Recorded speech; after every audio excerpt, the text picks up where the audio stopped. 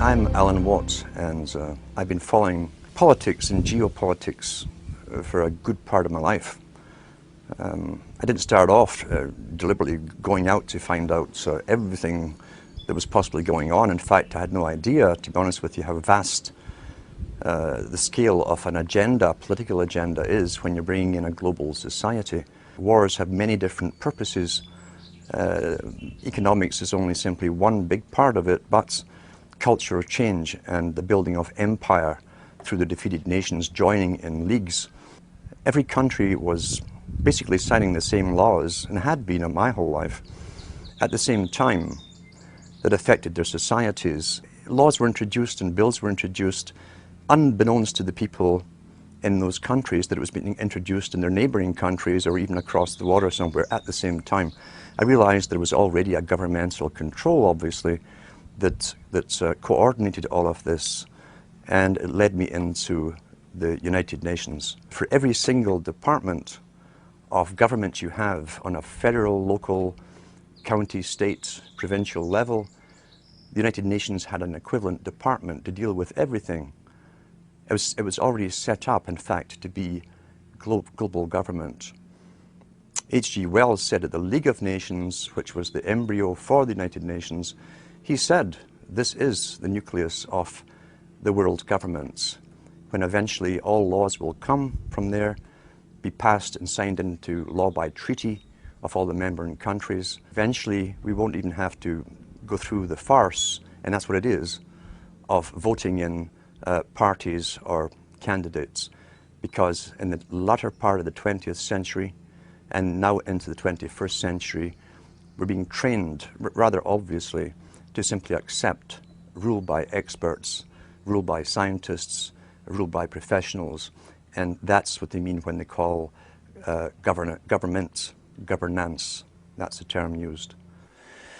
How do you get a domesticated herd to move from a field, a system in which it's been grazing for 20, 50 years, this kind of system, to this field over here, this new field? Because we have reluctance to change. We like familiarity, we like routine, you see. You do it by various techniques, one of which is revolution. Most revolutions are bloodless. You have cultural revolutions, sexual revolutions. Along with that comes the music revolutions, etc. These literally are designed to alter and direct culture, knowing what kind of culture they'll have at the very end of it too. They know exactly what kind of culture they want to come out of it.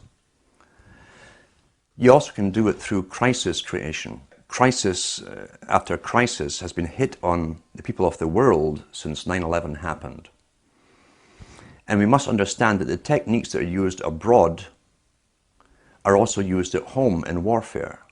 And we heard the term shock and awe. Shock and awe on the hard force level, as they call it, is bombs, all kinds of acoustic equipment to nullify enemies, scare the hell out of them through voice to skull and so on, which was used in Gulf War I, and it's all over the British media. But you can also use shock and awe on your domestic people again. You do it by crisis after crisis until the public are so terrified. See, the average person has a sort of confidence that they build up where they think, I can manage most things that come my way. Whatever little crisis in my life, what happens to other people, I can deal with.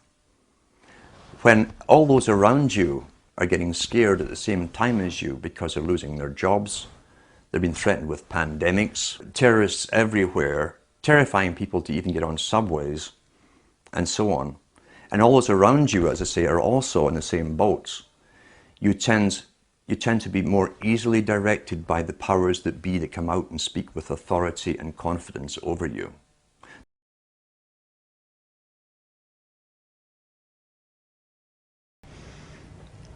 If you look at how politics is run, and you go into the writings of people like Lenin, for instance, Lenin said there are 1,000 directions and systems in which people could go and live under. But the public mustn't know that. He said it's important that the system that's created for them is accepted by the people, so that they think that it's the only system that could possibly work. And it's true, we're contained in a system of left and rights, supposedly the have-nots against the haves, or those who own the means of production against those who don't, the workers. And that's traditional Labour versus Tory, or Conservative versus Democrat. That's how the system is run.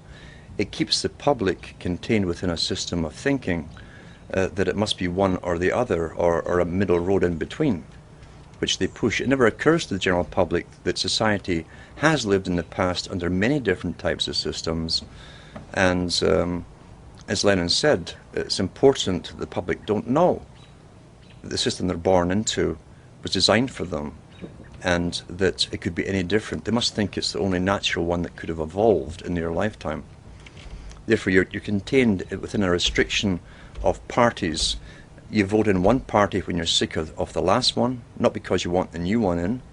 It's because you're sick of the last one and what they've done to you. And once they've been corrupted and gone off in different tangents in ways where they never explained during the entire elections, had nothing to do with their election promises, you vote them out and get the next party in. And so we go on forever with this left-right paradigm.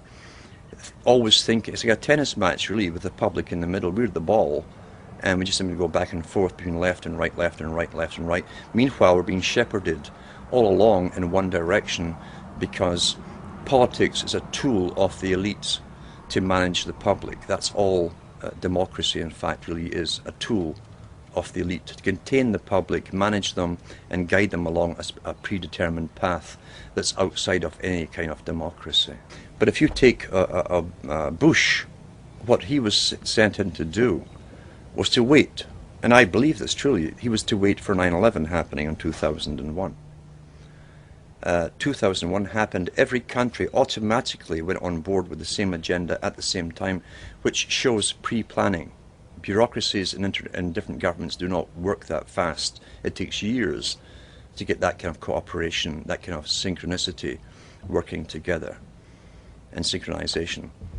Bush's job was to bring in a totalitarian system under the guise of protecting the public, where you lose your rights, and set up the machinery, the agencies to do it, the military forces, the paramilitary forces now that the police have become, to set up the institutions for enforcement of laws.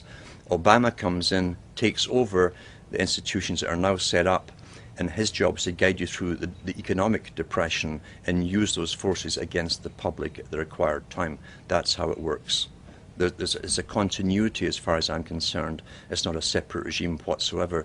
The same boys who put Bush in, the bankers and all the rest of it, put Obama in, and Obama's proved his loyalty to them by literally allowing them to rape the public of all their funds, and then rewarding them by public funding and tax money to save the same bankers. He's one of their own boys, but he now has the machinery in place that Bush set up to quell the coming riots that they say are going to come, and to manage the public into a brand new system of what they call not government but governance, international governance.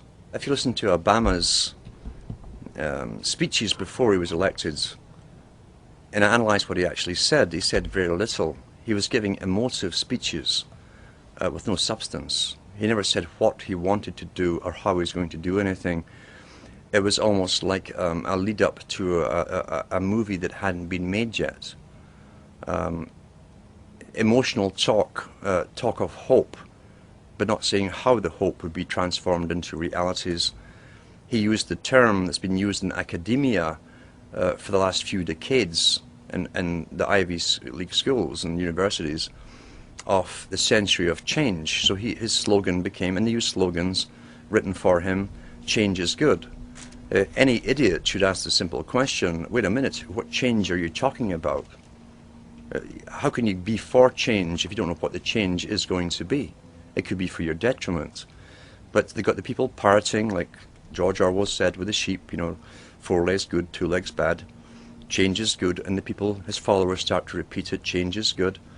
What kind of change are we talking about? The loss of sovereignty, the blending into an international institution, a world government system, a system where not only is America bankrupt and the most indebted nation on the planet for loaning money out to other countries and policing the world, being the policeman of the world, now Obama wants to lead the charge on sustainability, carbon taxes, by making America the example for the rest of the world to follow.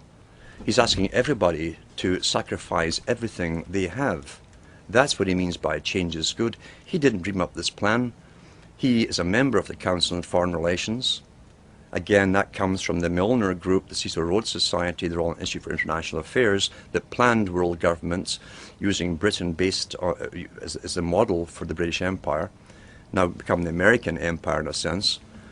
And the changes here he's talking about is a new world of servitude, where you will serve the world state. And you'll also have to pay off all your debts along the way.